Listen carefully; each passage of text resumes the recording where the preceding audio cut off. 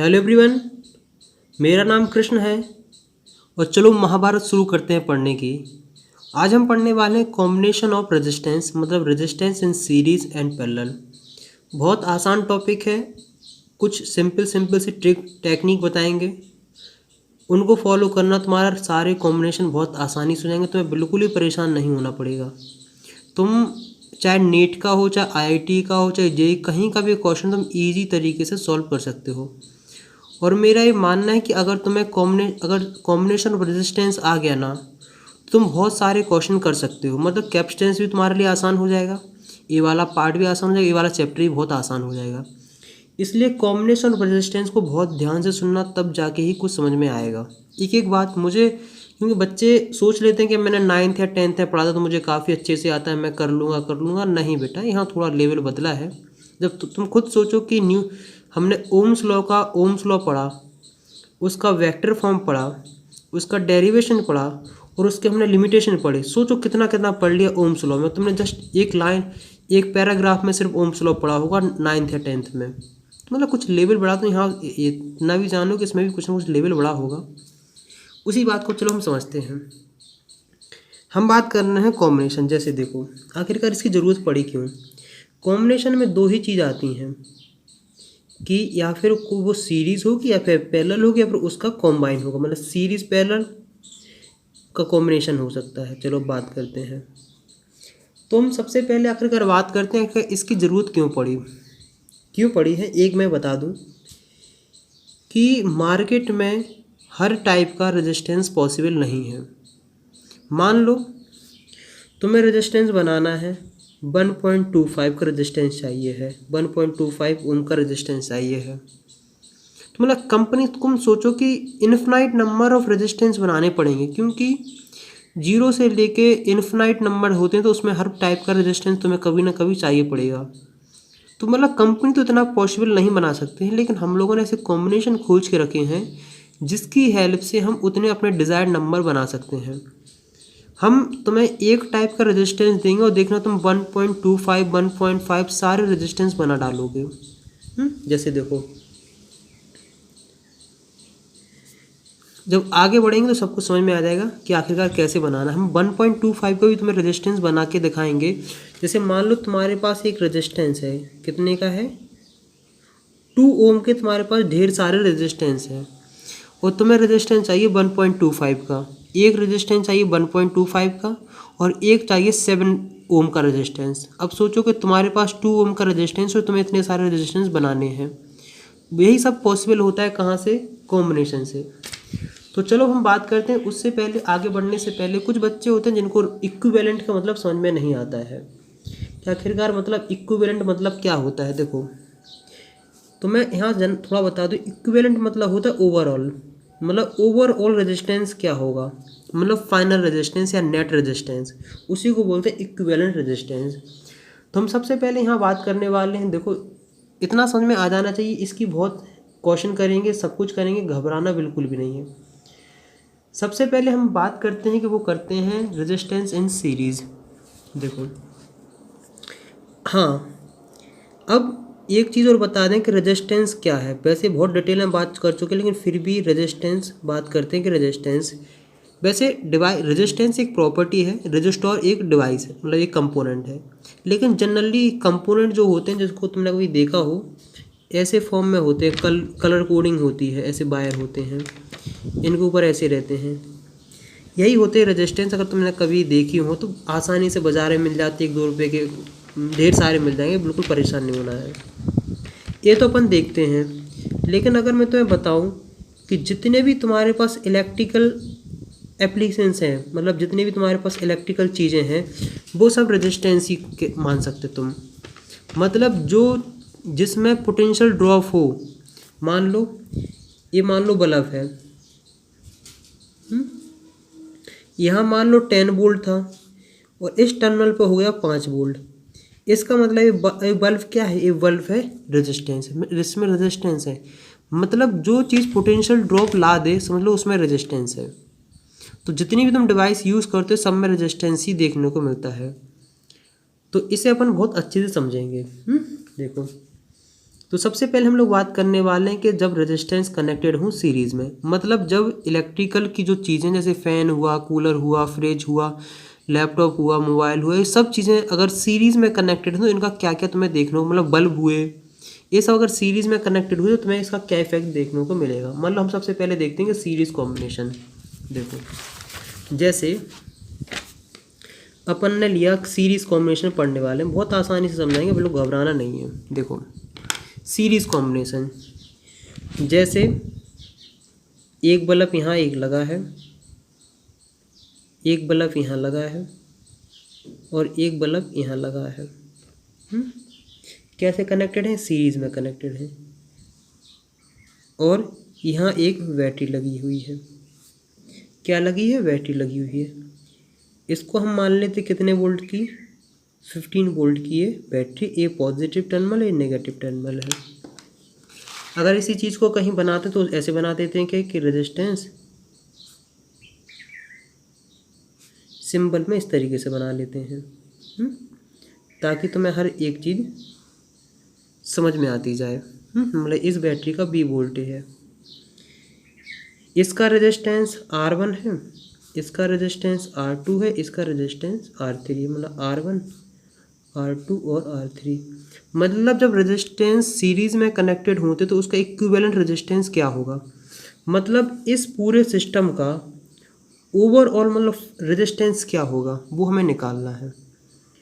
तो एक चीज़ मैं तुम्हें आगे बढ़ने से पहले बता दूं कि जब अगर कोई चीज़ सीरीज़ में कनेक्टेड होती है, सीरीज़ में बात करते हैं सीरीज़ की, तो अगर तुम्हें गलती से याद हो क्या वाला कैपेसिटेंस वाला, तो मैंने बताया था कि सीरीज़ में चार्ज सेम फ्लो होता है, सब में से चार्ज की वैल्यू सेम होती है।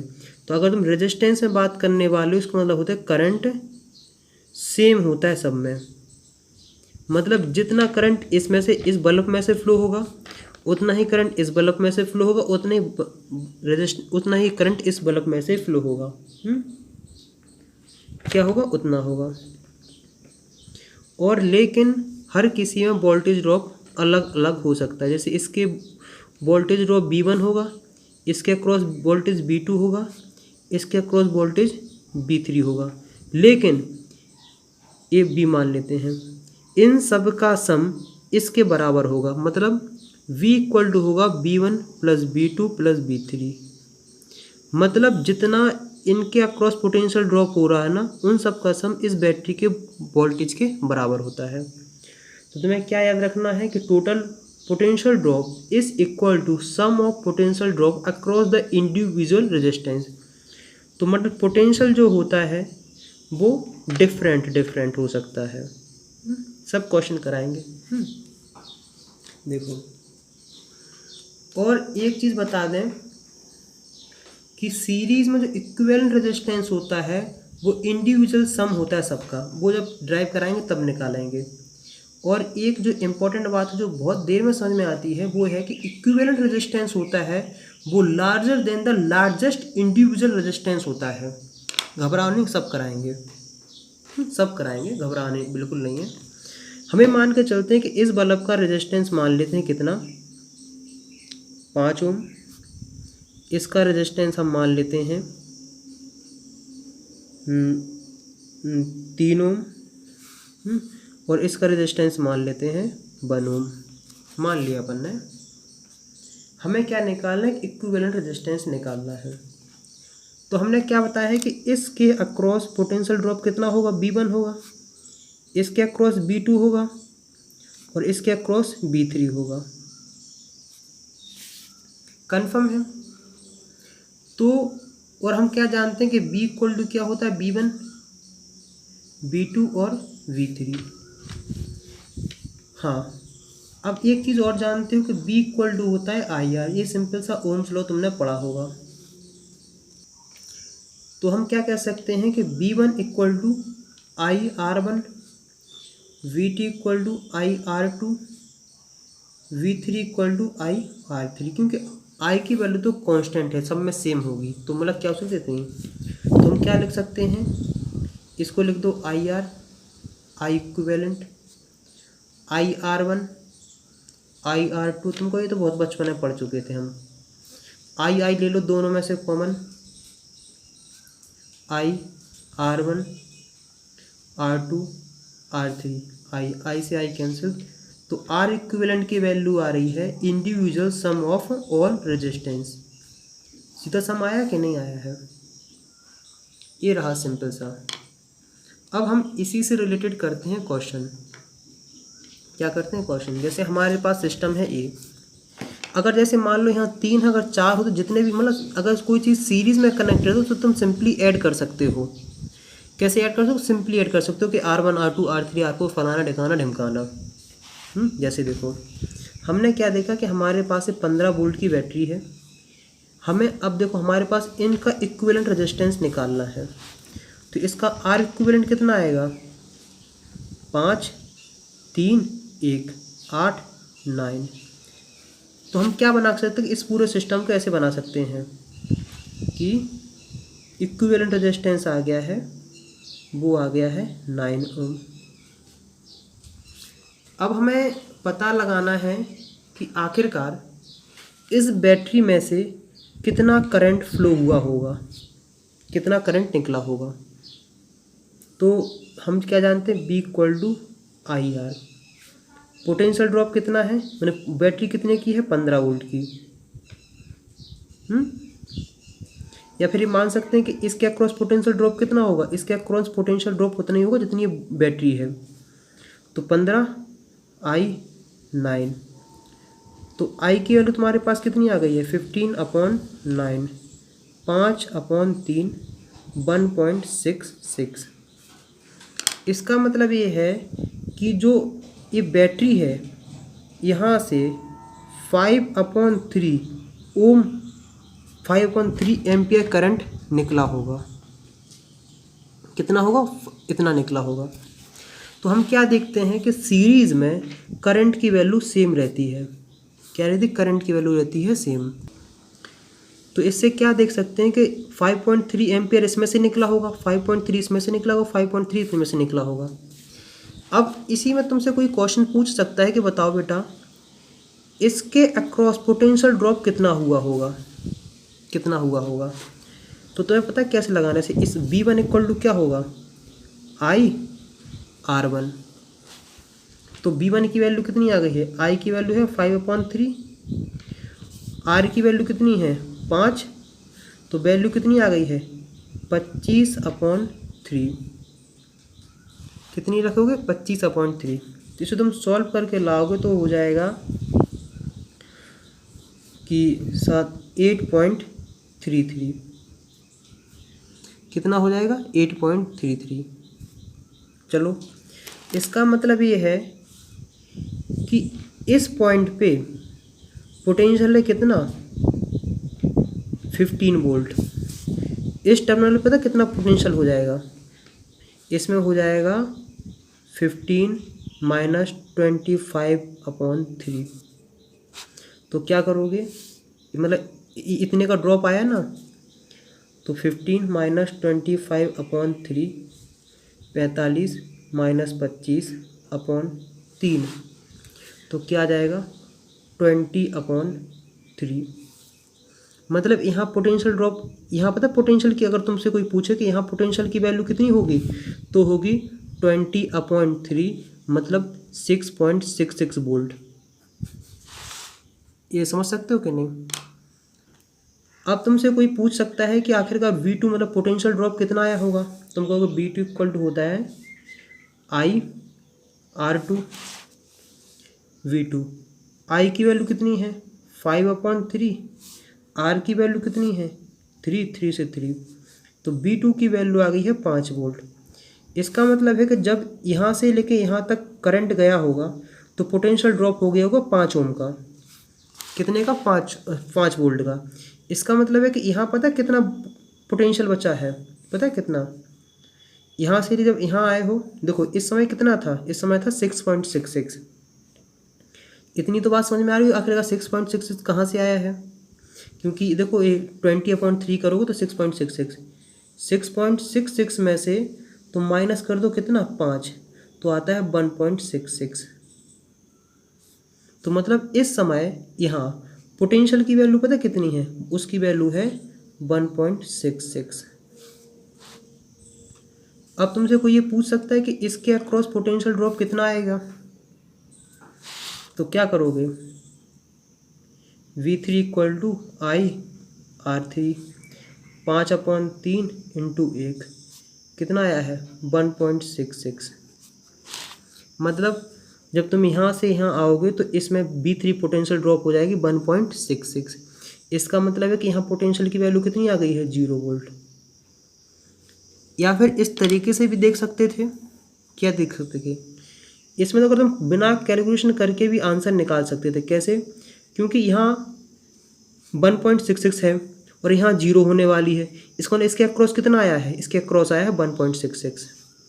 तो इसमें मुझे पता थोड़ा दिमाग लगाना होगा, तो एक बार क्या करो, वीडियो एक बार और देख लो तो बेहतरीन तरीके से समझ में आएगा, क्योंकि आगे आगे बढ़ते जाएंगे बहुत सारे क्वेश्चन बढ़ते जाएंगे।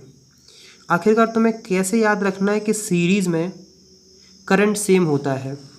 तुम्हें ऐसे याद रखना है कि हाई वोल्टेज को मान लो ऊंची हाइट और लो वोल्टेज को नीची हाइट। ऊपर अगर तुम पानी डालोगे ना, मान लो यहाँ से अगर तुमने पानी डाला तो सब में पानी जाएगा कि नहीं जाएगा। मतलब एक नाली बना दी है, तो नाली मतलब कहीं पानी मतलब कहीं पानी वेस्ट नहीं होता, कुछ भी नहीं होता है। तुम डालोगे तो पानी ऐसा सीधा निकल जाएगा कि मतलब सीरीज़ में क्या होता है, करंट सेम होता है। इस बात को हमेशा याद रखना कि सीरीज़ में करंट सेम होता है। अब हम पढ़ने वाले हैं किसके बारे में, पैरेलल के बारे में। तो सीरीज़ में समझ में आ गया हो आखिर कैसे बनाते हैं। अब हम बात करेंगे पैरेलल के बारे में। आगे बढ़ने से पहले थोड़ा पोटेंशियल ड्रॉप को और मतलब बता दें। जैसे मान लो तुम्हारे पास एक मीटर है जो वोल्टेज मेज़र करता है दो टर्मिनल के बीच का। जैसे मान लो ये वोल्ट मीटर है। मान लो तुम्हारे पास बैटरी है, ये बैटरी है 10 वोल्ट की। एक टर्मिनल उसका ए रहा, एक टर्मिनल ए रहा है। मीटर रहा तुम्हारे पास ए, इसका अगर एक तार यहाँ लगाओगे एक तार यहाँ लगाओगे तो यहाँ तुम्हें 10 वोल्ट देखने को मिलेगा। अब मतलब समझा ये मीटर क्या करने वाला है। तो जब हम एक तार यहाँ लगाते और एक तार यहाँ लगाते हैं तो बताओ बेटा इसमें कितनी वैल्यू तुम्हें देखने को मिलेगी। थोड़ा सोचो, थोड़ा विचार लगाओ। तो यहाँ जो तुम्हें देखने को मिलेगी वो पता कितनी देखने को मिलेगी, इसमें देखने को मिलेगी 25.3। कितनी देखने को मिलेगी 25.3, मतलब 8 पॉइंट समथिंग मतलब 8.33। अब एक तार तुम यहाँ लगाओगे एक तार यहाँ लगाओगे तो पता कितनी रीडिंग देखने को मिलेगी। यहाँ रीडिंग देखने को मिलेगी B2 की वैल्यू कितनी आ रही है, B2 की वैल्यू मुझे तो खुद नहीं दिख रही है कितनी आ रही है। मतलब यहाँ से लेके यहाँ तक का पोटेंशियल ड्रॉप मान लेते हैं वो है 5 वोल्ट। कितना दिखेगा तुम्हें, यहाँ तुम्हें वैल्यू देखने को मिलेगी 5 वोल्ट। और जब एक तार तुम यहाँ लगाओगे और एक तार यहाँ लगाओगे तो यहाँ इस मीटर में देखने को मिलेगी वो आएगी 1.66 वोल्ट। तो मुझे उम्मीद है कि यहाँ तक तुम्हें समझ में आ गया होगा। एक और मीटर होता है जो करंट मेज़र करता है, उसे बोलते हैं एमीमीटर। मान लेते मीटर है तो वो कनेक्टेड होता है सीरीज़ में। जैसे मान लो उस मीटर को तुम यहाँ लगाओगे ना, यहाँ मान लो यहाँ लगाया तो यहाँ वैल्यू पता कितनी आएगी, जो करंट जो करंट सब में फ्लो हो रहा है कितनी है 5.3। अगर यहाँ भी लगाओगे ना तब भी 5.3 की वैल्यू आएगी और यहाँ लगाओगे तब भी 5/3 ही वैल्यू आएगी।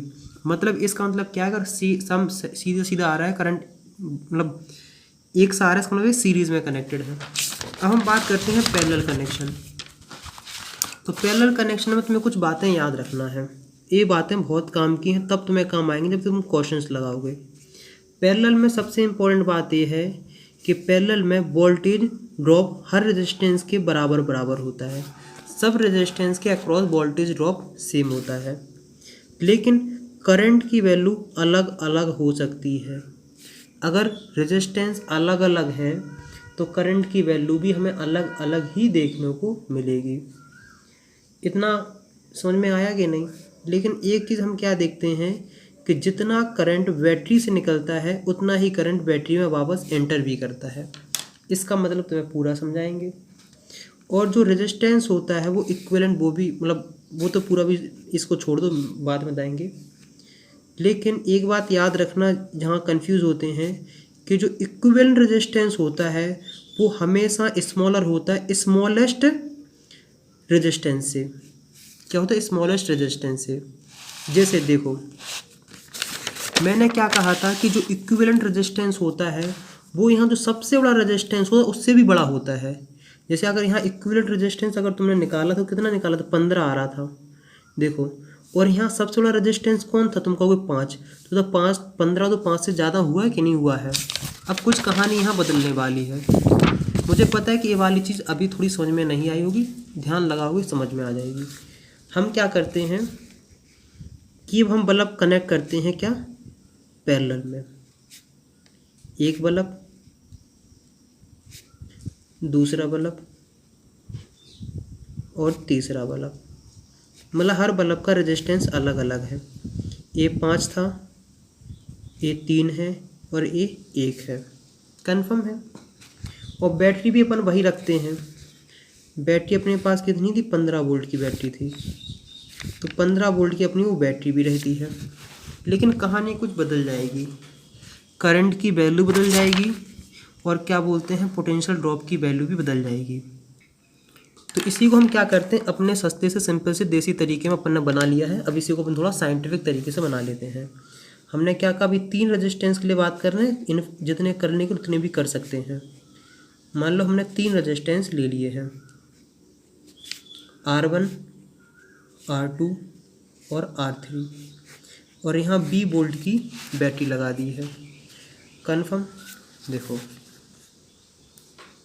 इसमें कुछ कैसा होता है हम पहले बता चुके हैं, वोल्टेज की वैल्यू सेम होती है, मतलब जितना वोल्टेज ड्रॉप इसके अक्रॉस है उतना ही इसके अक्रॉस, उतना इसके अक्रॉस है। लेकिन सब में करंट की वैल्यू अलग अलग होती है। जैसे देखो, हम मान के चलते हैं कि यहाँ से करंट निकला I। जैसे मान लो ये तुम्हारे घर की मतलब मेन सप्लाई से आ रहा है पानी, फिर जाता है इसे 3 जगह, कहे 3 जगह। ये ज़्यादा मोटा है पाइप है, ये उससे कम इसे ये सबसे ज़्यादा मोटा है, इससे कम, इससे जो मोटाई के हिसाब से पानी जाएगा कि नहीं। मतलब सब में अगर मान लो यहाँ से तुम 10 लीटर पानी डालोगे तो ये इसमें मान लो 5 लीटर चला, इसमें मान लो 4 लीटर चला गया, इसमें 3 लीटर चला गया और इसमें भी 3 लीटर चला गया। इसे मान लेते हैं, इसे मान लिया है। ऐसे ही मान लो करंट यहाँ से I निकला तो इसमें से I बन जाएगा, इसमें I2 जाएगा, इसमें जाएगा I3। कन्फर्म? यहाँ तक कोई दिक्कत कोई समस्या नहीं होनी चाहिए, बिल्कुल भी नहीं होनी चाहिए। तो हम क्या देखते, हम अगर देखना चाहें कि इसमें से I1 जा रहा है करंट, इसमें से I2 जा रहा है, इसमें I3 जा रहा है, मतलब I1 I2 और I3, मतलब ओवरऑल फिर I बन के ही लौटेगा। एक चीज़ याद रखना, जितना करंट जाएगा उतना ही करंट लौटेगा, इसको थोड़ा ध्यान से रखना है। देखो, और हम क्या कहते हैं कि जितना पोटेंशियल ड्रॉप इसके अक्रॉस है उतना ही पोटेंशियल ड्रॉप इसके अक्रॉस है, उसकी उतना ही पोटेंशियल ड्रॉप इसके अक्रॉस है। तो हम क्या देखते हैं कि इसमें निकालते हैं कि इसमें से कितना करंट फ्लो हो रहा है। I1 equal to BR1, I2 equal to BR2 और I3 इक्वल टू BR3। अपने पास कितने आ गए हैं? 3 रेजिस्टेंस आ गए हैं। कन्फर्म बात है। एक जनरल सी बात क्या जानते हैं कि I equal to I1, I2 और I3। कुछ प्रूफ ऐसे ही करना स्टार्ट करते हैं। इसकी वैल्यू क्या हो जाएगी? B upon R equivalent, B upon R1, B upon R2, B upon R3। B common लो, कैंसिल कर दो, तो 1 अपॉन R इक्विवेलेंट की वैल्यू आती है 1 अपॉन R1, 1 अपॉन R2 और 1 अपॉन R3। यहाँ हमने 3 रेजिस्टेंस लिए थे तो यहाँ 3 के लिए बात करी गई है। तुम इनफिनाइट नंबर ऑफ रेजिस्टेंस लोगे तब भी तुम्हें क्या देखने को मिलेगा? एक चीज़ देखने को मिलेगी कि अगर रेजिस्टेंस पैरेलल में कनेक्टेड होते हैं तो इक्विवेलेंट रेजिस्टेंस की वैल्यू आती है R1, R2, R3 dash 1/Rn। Confirm कि नहीं? तो मुझे उम्मीद है कि तुम्हें काफ़ी हद तक समझ में आ गया होगा। जैसे मान लेते हैं हमारे पास क्या है, ये वाला सिस्टम है। तो इस सिस्टम का इतने का तो इक्विवेलेंट रेजिस्टेंस क्या होगा, देखो 1/R इक्विवेलेंट इक्वल टू होगा 1/5, 1/3 और 1/1। एलसीएम लो, 3, 5, 15 और अपॉन 15। तो R इक्विवेलेंट की वैल्यू आएगी 15/8 और 15, 23। वैल्यू कितनी आ रही है? 15/23। तुम ये देखो कि 15/23 अगर तुम करते हो, तुम देखना इसकी वैल्यू 1 से तो कम आने वाली है। तो मतलब हम क्या देखते हैं कि R इक्विवेलेंट की वैल्यू सबसे छोटे वाले रेजिस्टेंस से भी कम आ रही। यही मैंने बताया था कि जो R इक्विवेलेंट रेजिस्टेंस आता है ना, उसकी वैल्यू छोटे वाले रेजिस्टेंस से भी कम आती है। तो अगर मान लो तुम्हें कहीं किसी कंपटीशन एग्जाम में बहुत क्रिटिकल केस बना दिया जाए और उसमें कुछ अगर ऑप्शन दे दिए जाए, तो कभी का ट्रिक के साथ खेल जाते हैं वो लोग। तो कुछ लोग सॉल्व करने में लग जाएंगे, कुछ लोग डायरेक्ट आंसर निकाल देंगे। जैसे मान लो कुछ ऐसे मतलब 5 लगा है, 3 लगा है, 1 लगा है, ऑप्शन तुम्हारे पास है। R इक्विवेलेंट की वैल्यू 2 ओम, 5 ओम, 7 ओम और एक मान लो तुमने दे दिया कि वो 1 से छोटा है। तो बच्चे यहाँ सॉल्व करने में लगे रहेंगे। कोई कहेगा अरे भाई सबसे छोटा रेजिस्टेंस 1 है और ये तो हो नहीं सकता, ये भी नहीं हो सकता, ये नहीं हो सकता, जो आखिरी वही सही आंसर है। लेकिन फिर भी थोड़ा ध्यान रखना, ताकि नन ऑफ दिस अगर हुआ तो फिर और भी कुछ हो सकता है। इतना समझ लिया है। तो अपन ने क्या निकाला है कि अब इसको अगर इक्विवेलेंट ऐसे बनाएंगे तो ऐसे आ गया है। कैसे आ गया है कि इसका रेजिस्टेंस मान लेते हैं 15/23। कन्फर्म क्या नहीं? इतनी सिंपल सी बात है, 15/23। तो अब कोई पूछ सकता है कि बताइए इस बैटरी जो 15 वोल्ट की बैटरी थी, उसमें से कितना करंट निकला होगा यहाँ से। तो कुछ नहीं, B = IR लगाओ। 15, I की वैल्यू निकालनी है, R की वैल्यू 15/23। तो I की वैल्यू कितनी आ गई है? 23 एम्पियर। इसका मतलब क्या है कि इस बैटरी में से 23 एम्पियर करंट निकला होगा। जितना करंट निकलेगा उतना एंटर भी करेगा, कोई बात नहीं है।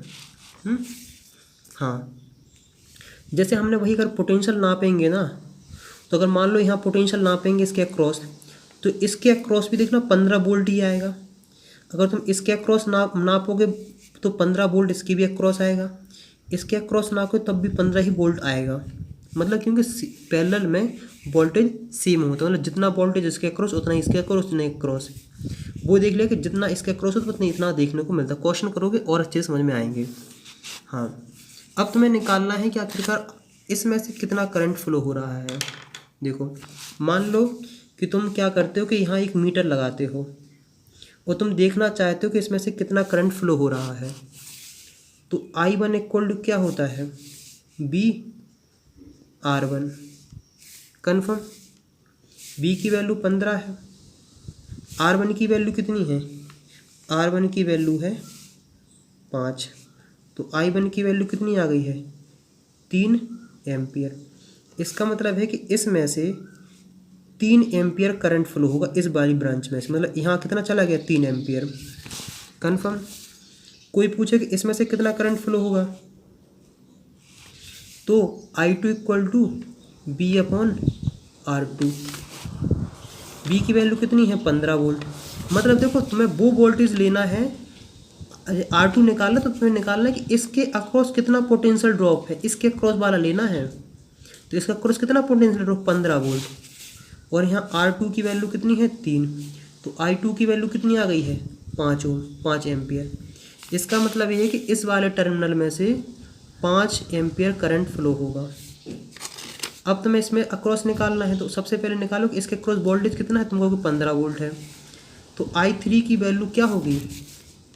B/R3। तो कितना है? 15/1, 15 एम्पियर। मतलब इसमें से होगा 15 एम्पियर फ्लो। अब देखो तुम एक चीज़ ऑब्जर्व करो, देखो 3, 5 और 15, 23 हुआ कि नहीं हुआ। और देखो, और यही देखो हमने निकाला था कि नहीं कि स्टार्टिंग में इसमें से करंट निकलेगा 23 एम्पियर। मतलब यहाँ 23 एम्पियर करंट था, 3 इसमें चला गया, 5 इसमें चला गया और 15 एम्पियर इसमें चला गया। इसमें से अगर तुम और ऑब्जर्व करोगे तो तुम एक चीज़ देखोगे कि जिसका रेजिस्टेंस जितना कम उसमें से करंट उतना ज़्यादा, जिसका रेजिस्टेंस जितना ज़्यादा उसमें से उसमें उतना करंट कम। तो यहाँ देख सकते हैं कि देखो बराबर आ रहा है कि नहीं। मतलब देखो इसमें 3 एम्पियर, इसमें 5 एम्पियर, इसमें 15 एम्पियर। तो मुझे उम्मीद है कि आखिर तुम्हें समझ में आ गया होगा। देखो फिर इसके बाद निकलने के बाद यहाँ से 3 एम्पियर निकलेगा, यहाँ से 5 एम्पियर निकलेगा, यहाँ से 15 एम्पियर निकलेगा और ओवरऑल होके यहाँ भी दोबारा 23 एम्पियर हो जाएगा करंट। ये सोच सकते हैं करंट ऐसे फ्लो होता है फिर दोबारा इसमें आ जाता है। मतलब पानी की तरह है कि टंकी तुमने ऐसे रखी है, नीचे मोटर रखी है, पानी ऊपर जाएगा फिर नीचे फिर ऐसे, मतलब ऐसे थोड़ा समझ सकते हैं, समझने के लिए है और क्या है। अपन क्या करते हैं, एक आध क्या कर लेते हैं क्वेश्चन। कहाँ का, CBSE में, जो बोर्ड एग्ज़ाम में आया था। तो चलो एक क्वेश्चन करेंगे CBSE का, एक क्वेश्चन करेंगे IIT का। कोई कठिन नहीं है, बहुत आसान होने वाले हैं। क्या होने वाले हैं, बहुत आसान होने वाले हैं। तो ये जो क्वेश्चन है ना, ये IIT में भी आया है और CBSE में भी आया है, मतलब बोर्ड एग्ज़ाम में भी आया है। देखो ऐसे कुछ स्ट्रक्चर बना हुआ है, ये है 30 ओम, ये है 30 ओम और ये है 30 ओम। यहाँ कनेक्टेड है, यहाँ कनेक्टेड है और 2 वोल्ट की बैटरी लगी है। तुम्हें पता लगाना है कि I की वैल्यू क्या होगी, क्या होगी I की वैल्यू। तो अगर तुम सोचो कि देखो ये चीज़ क्या होगी, ये चीज़ देखो सीरीज़ में दिख रही है कि नहीं। वैसे मैं रेजिस्टेंस के क्वेश्चन बहुत सारे कराऊंगा, तब वहाँ से क्लियर होता जाएगा। यहाँ तो सब बस वहाँ तुम्हें हर चीज़ बहुत अच्छे से विजुलाइज होगी, तुम्हें कोई भी ज़्यादा परेशान नहीं होना पड़ेगा, बहुत आसान से करेंगे। देखो ये सीरीज़ में है, ये इसके सबसे पहले इसका निकालो तुम, तो इसका हो जाएगा 60 ओम हो जाएगा। तो मतलब तुम्हारे पास क्या बना है कि ये कैसा, ये 30 ओम है, ये 60 ओम है। अब ये दोनों पैरेलल में है, तो 1/30 और 1/60 LCM लो और सॉल्व करो। 2 1/60, तो ये है R इक्विवेलेंट। तो इक्विवेलेंट की वैल्यू कितनी आएगी, 60/3 मतलब 20 ओम। क्या देखते हैं कि R इक्विवेलेंट की वैल्यू आ गई है 20 ओम, कन्फर्म है। मान लेते हैं कि पूरा मिला के ऐसे बन गया है कि ऐसा रेजिस्टेंस हो गया है, ये हो गया है 20 ओम, यहाँ से 2 वोल्ट की बैटरी है, B = IR होता है। तो 2 × I, R की वैल्यू 20 है, I की वैल्यू आ गई है 0.1 एम्पियर। मतलब इस बैटरी में से इतने रिक्वायरमेंट के लिए 0.1 एम्पियर निकलेगा। अगर तुमसे कोई पूछ सकता है कि बताओ इसमें से कितना करंट फ्लो होगा और इसमें से कितना करंट फ्लो होगा, तो अपन वो भी निकाल सकते हैं। अगर मान लें कि इसमें से कितना करंट फ्लो होगा, देखो ये चीज़ इसके पैरेलल में है, मतलब इसके अक्रॉस भी 2 वोल्ट ही है। तो B = IR कितना है 2, I की वैल्यू अपन को पता नहीं है, R की वैल्यू कितनी 30। तो I की वैल्यू तुम देखने को मिलेगा, वो आएगा 2/30 1/15, कन्फर्म। अब तुमसे इसमें से कोई पूछ सकता है कितना होगा। देखो ये रेजिस्टेंस कितना है, 60 है, तो I = होता है B/R। देखो जितना वोल्टेज इसके क्रॉस होगा उतना ही वोल्टेज इसके क्रॉस होगा, दोनों टर्मिनल। तो ये वोल्टेज की वैल्यू है कितनी 2, इक्विवेलेंट ये कितना होगा, वो है 60। तो I की वैल्यू तुम कितना देखोगे, ये मान लो ये I1 है, ये I2 है, तो आएगा 1/30। कितना है 1/30। अब तुम एक चीज़ देखना कि I नेट की वैल्यू I1 + I2 के बराबर है कि नहीं। देखो 0.1 निकल रहा था, जितना बैटरी से करंट निकलता है उतना इसके बराबर भी होना चाहिए, 1/15 और 1/30। एलसीएम लो, 3/30, 1/10, 0.1। आंसर सही है, घबराना नहीं है, कन्फर्म है। अब हम उस क्वेश्चन के ऊपर आते हैं। मुझे पता है कि दिक्कत आ रही होगी, घबराओ नहीं, क्वेश्चन करो कि धीमे धीमे आएगा। बाबा जी भी कहते हैं करने से होता है, तो क्वेश्चन करो, मज़ा आएगा यार, बहुत इंटरेस्टिंग है। ओम के जिस क्या नाम है सीरीज पैरेलल कॉम्बिनेशन क्वेश्चन कराएंगे, जितने भी टाइप्स के क्वेश्चन पॉसिबल हैं, लैडर मैटर के, सिमेट्रिक मेमेट्रिक, जितने भी पॉसिबल हैं सब कराएंगे, घबराना नहीं है, सब कराएंगे। यह तो जस्ट इंट्रोडक्शन है। हमने क्या कहा था कि हमारे पास एक रेजिस्टेंस है जो 2 ओम का है, और उससे हमें क्या बनाना था, हमें बनाना था 1.5 ओम का रेजिस्टेंस बनाना था। तो ये चीज़ कैसे पॉसिबल होगी, इसके बारे में अपन को सोचना है। 5 ओम का 1.5 का बनाते हैं, या फिर बनाते हैं हम लोग बनाते हैं 7 ओम का। देखो, तो सबसे पहले क्या करो कि इस 7 को 2 से डिवाइड करो, 7 2 6, कितना आया 3 1। मतलब 3 रेजिस्टेंस तुम लगा दो, कैसे, सीरीज में 2 ओम के। और अब लाना है तुम्हें 1 ओम, 1 ओम, तो 2 रेजिस्टेंस लगा दो तुम, कैसे, पैरेलल में। देखो 2 ओम 2 ओम और 2 ओम 2 ओम और 2 ओम, इतने का क्या हुआ 6 ओम, और इतने का क्या हुआ 1 ओम। इन दोनों का प्लस करो, आ गया 7 ओम। कोई दिक्कत, कोई समस्या मेरे हिसाब से तो नहीं होनी चाहिए। मुझे पता दिक्कत आएगी, समस्या आएगी, ये वाला क्वेश्चन बहुत लोगों को समझ में नहीं आया होगा, उसे थोड़ा गौर करें, समझें, और प्रैक्टिस कराएंगे तो और अच्छा रहेगा। जो नेक्स्ट वीडियो आएंगे उसमें और अच्छे से कराएंगे। अगर यहाँ तक वीडियो देख रहे हो तो कम से कम 3 फ्रेंड के साथ वीडियो जरूर से जरूर शेयर करें। और देखो, मेरा ये मानना है कि जितनी प्रैक्टिस करोगे ना, उतना तुम्हें क्वेश्चन समझ में आएगा। तो लगाते रहो क्वेश्चन, जहाँ डाउट्स आए सेंड करो। तुम्हारे दिमाग में स्टडी से रिलेटेड कोई परेशानी आती हो कि भैया कंसंट्रेशन नहीं लगता है, मोबाइल डिस्टर्ब करता है, चिंकी पिंकी रिंकी ये सब का मैसेज करने का मन करता है, वो तो वैसे भी नहीं आएगा तुम्हें। मतलब जितनी भी प्रॉब्लम है पढ़ाई से रिलेटेड सब शेयर करो, सब शेयर करेंगे। आखिरकार कौन से टॉपिक इंपॉर्टेंट है, किस तरीकों को हैंडल करना है। नेक्स्ट वीडियो मिलते हैं नेक्स्ट टॉपिक के साथ, तब तक जय हिंद।